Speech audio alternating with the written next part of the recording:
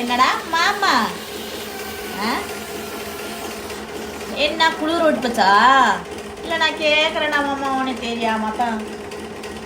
So என்ன சொல்கிற? நடிக்கிறியா? நானாடா நடிக்கிறேன்? எனக்கடா நடிக்க வருது?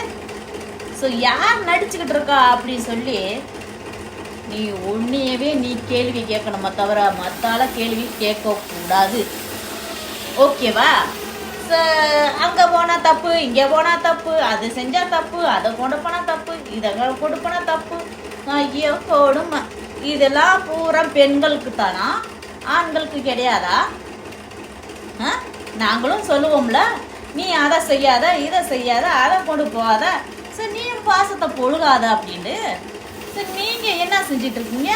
உங்களுக்கு தேடுது பாசம், எங்களுக்கு பாசம் இல்லையா?